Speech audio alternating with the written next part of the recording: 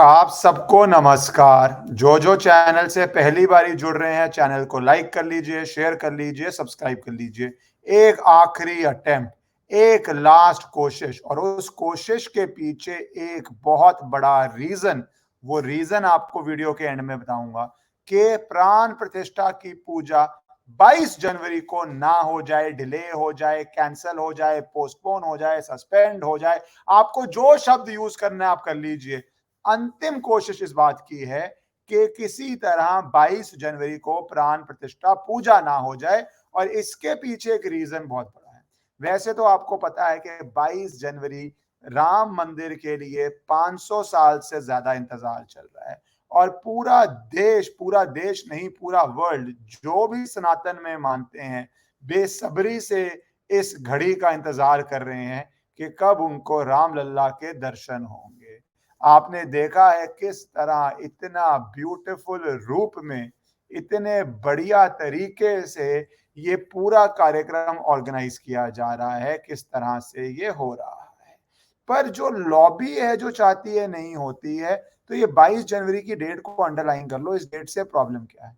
इस डेट के लिए अब कोशिश करने के लिए डेमोक्रेसी है, तो लॉस की बहुत इंपॉर्टेंस है। जब कांग्रेस पावर में थी तब तो एक ऐसा लॉ आ गया था, प्लेसेस ऑफ वर्शिप एक्ट, जो कोशिश करता था राम मंदिर पे तो रोक सकते नहीं थे, क्योंकि राम मंदिर में पहली लीगल कार्रवाई अंग्रेजी शासन के अंदर, मैं पहली लीगल करवाई इसलिए बोल रहा हूं क्योंकि अंग्रेजों ने जो शासन बनाया था, हमारे देश का लीगल सिस्टम बनाया था, उसके अंदर पहली कार्रवाई 1858 को हो गई थी, जब निहंग सिक्स ने जाके वहां पे हमला किया था। उनके ऊपर एफआईआर दर्ज थी, बहुत सारे सिविल मुकदमे चल रहे थे 1800 के अंदर ही, तो वो केस तो रोक नहीं सकते थे, और वो बहुत गर्म हो चुका था।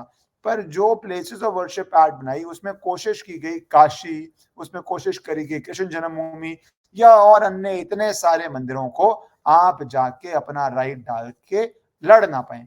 कोर्ट क्या डिसाइड करेगा अलग बात, आप लड़ भी ना पाए। तो लीगल सिस्टम का डेमोक्रेसी में एक बहुत बड़ा महत्व होता है। अब इस लीगल सिस्टम के अंदर ही यूज करने के लिए ही एक पब्लिक इंटरेस्ट लिटिगेशन, जिसको हम पीआई कहते हैं, वो डाली गई है हाई कोर्ट के अंदर, और उसमें ग्राउंड लिए गए हैं अजीब अजीब से ग्राउंड। एक ग्राउंड लिया गया है कि कोई रिलीजियस कार्यक्रम नहीं होना चाहिए इस महीने में, क्योंकि हिंदू कैलेंडर के अनुसार इस महीने में कार्यक्रम नहीं हो सकता। बहुत बड़े बड़े ज्ञानी लोग आ गए हैं। दूसरा ये कहा है कि सनातन ट्रेडिशन के खिलाफ है कि मंदिर पूरा कंप्लीट नहीं हुआ तो उसकी प्राण प्रतिष्ठा हो जाए। दूसरा तर्क दिया गया, मैं सारे तर्कों पे आऊंगा।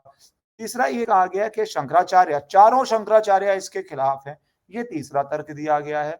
और कोशिश ये है कि ये और नहीं, चौथा तर्क भी दिया है कि ये पूरा जो रिलीजियस प्रोग्राम है जिसमें राम लल्ला का इंस्टॉलेशन होगा, वहां पे प्रधानमंत्री मोदी और उत्तर प्रदेश के सीएम आएंगे, और पूरा एक राजनीतिक कार्यक्रम है। चौथा भी रीजन ले लीजिए। ये चारों रीजंस दिए गए हैं। अब इन रीजंस तो कुछ भी हो, मैं इन रीजंस का भी आंसर दे देता हूं, पर रीजंस तो कुछ भी हो, एक 22 जनवरी के पीछे प्रॉब्लम जो है, उसके पहले आप ये प्रॉब्लम समझिए कि 2019 में भी सेम राउंड लिया गया था। याद है आपको? मैं कोर्ट में था। अयोध्या के Supreme Court turns down plea to defer case till 2019, elections are over. Sunni Waqf board represented by Kapil Sibal, जो बहुत बड़े मंत्री थे यूपीए के अंदर, वो चाहते थे कि अयोध्या केस की हियरिंग 2019 इलेक्शन के बाद हो। मैं उस समय सुप्रीम कोर्ट में था। उस समय रीजन क्या था? रीजन बोला नहीं गया था, कोर्ट ने माना भी नहीं था, पर जो बच्चा भी है ना उसको समझ आ रहा था। उस समय ये लग रहा था इन लोगों को, बहुत लोगों को, कि 2019 में प्रधानमंत्री मोदी रिपीट नहीं होंगे। तो अगर 19 के बाद सुनवाई हो, कांग्रेस तो प्लेसेस ऑफ वर्शिप एक्ट ले आई थी कृष्ण जन्मभूमि पे, काशी पे रोकने के लिए, पता नहीं क्या कर देती। कांग्रेस सरकार ने तो, ये यूपीए सरकार ने तो एफिडेविट दिया था कि राम की एग्जिस्टेंस का कोई प्रूफ ही नहीं है। अब भगवान राम की एग्जिस्टेंस का प्रूफ मांगते फिरते थे, एफिडेविट देते फिरते थे, और कहते थे नहीं है, ये सरकार, भारत सरकार का पक्ष था। उस समय भी सनातन का विरोध हुआ, बाद में एफिडेविट विड्रॉ करना पड़ा, आप जानते हैं। तो पता नहीं 19 के बाद अगर नहीं जीतते प्रधानमंत्री, और जो लोग कहते हैं प्रधानमंत्री ने क्या किया, वो क्यों ये लोग चाहते थे कि 19 के बाहर हो जाए, आप समझ जाइए। जो अपोज करते हैं, जो राम मंदिर के दुश्मन है, वो तो समझते हैं 19 में प्रधानमंत्री मोदी के जीतने से क्या हुआ। पर हाँ, अब वो कहते हैं कि क्या किया। मैं इसमें एक बात जोड़ देता हूँ, बहुत लोगों की कंट्रीब्यूशन है इसमें, कोई डाइट नहीं, अनेकों लोगों की कंट्रीब्यूशन है इसके अंदर। पर आप ये देखिए, उस समय 2019 चाह रहे थे। अब जो ये चार तर्क दिए गए, इसमें से शंकराचार्यों वाला तर्क, 3 तो खुल के कह रहे हैं कि हम इसके साथ खड़े हैं, एक का कुछ अलग व्यू है। पर हमारे घर की बात, जो लोग हर समय राम मंदिर का विरोध करते रहे, उसका बलिदान नहीं दिए ना, छोड़ो कार सेवकों पे गोलियां तक चढ़ गई थी, जो आज इस सेकुलर गठबंधन के अंदर बहुत बड़े बड़े नेता हैं, गोलियां तक चला दी थी कार सेवकों के ऊपर, और आज भी जस्टिफाई करती है वो पार्टी, समाजवादी पार्टी, जो बहुत बड़ा हिस्सा है यूपी के अंदर, इनफैक्ट लीडिंग पार्टनर है यूपी के अंदर, शायद कांग्रेस और उसकी अलायंस भी होगी यूपी के अंदर। वो लोग अब आएंगे कि शंकराचार्य क्या चाहते हैं, जो गोलियां चलाते थे। एनीवेज, दूसरी बात क्या बोलते हैं कि मंदिर इनकम्प्लीट है। भैया आप ये बताओगे कि किस समय प्राण प्रतिष्ठा होनी चाहिए, तो मैं सोमनाथ का बार बार एग्जांपल देता हूं। मैंने कहा था सोमनाथ मंदिर में भी देश के नेहरू गांधी फैमिली के जो प्रधानमंत्री आए थे, उस फैमिली से जवाहरलाल नेहरू गए थे। राम मंदिर में भी नहीं जा रहे, सोमनाथ में कुछ और बहाना था, यहाँ कुछ और बहाना है, बहाने बदलते रहेंगे, गए तो दोनों जगह नहीं। तो सोमनाथ मंदिर कौन सा कंप्लीट होके हुआ था, उसकी कंप्लीशन होते होते होते बहुत भव्य प्रोजेक्ट था, सरदार पटेल का विजन था, के मुंशी जी का विजन था, बहुत बड़ा विजन था।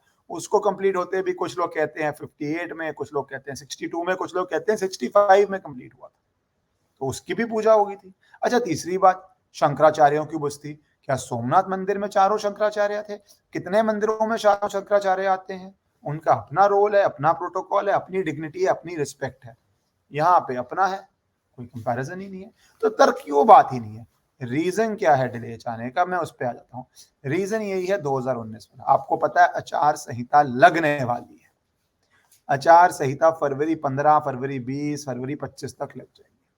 अगर ये 22 जनवरी को नहीं होता, और उम्मीद तो वही है जो 19 में उम्मीद थी, 24 में प्रधानमंत्री मोदी नहीं आते, मोदी छोड़िए आप, बीजेपी भी नहीं आती है, और कोई और फॉर्म ऑफ गवर्नमेंट आ जाती है, या कोलेशन गवर्नमेंट आ जाती है, या कुछ और हो जाता है, तो आखिरी होप वो है कि जो 500 साल अन्याय रहा, उस अन्याय को थोड़ा और खींच दें, और शायद फिर 200 साल, 100 साल, 150 साल कुछ हो जाए, अगर 24 में कोई और सरकार आ जाए, क्योंकि 24 में तो वोट होना है।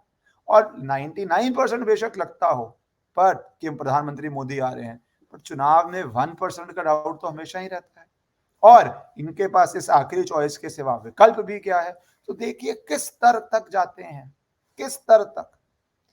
जो चीज तलवार से तोड़ी गई, उसको तलवार से नहीं कानून से बनाया गया है। कानून से बनाने के बाद पहले 19 के बाद केस चला है, 17-19 की जो डेवलपमेंट्स हुई, डॉक्यूमेंट्स होती हैं, ट्रांसलेशन होती हैं, बहुत काम हुआ, वो सब ना हो पाए।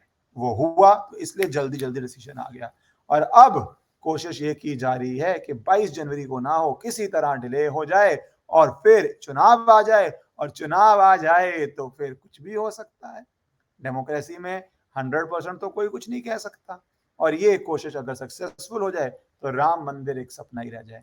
पर डिसीजन तो होता है हाई कोर्ट के हाथ में।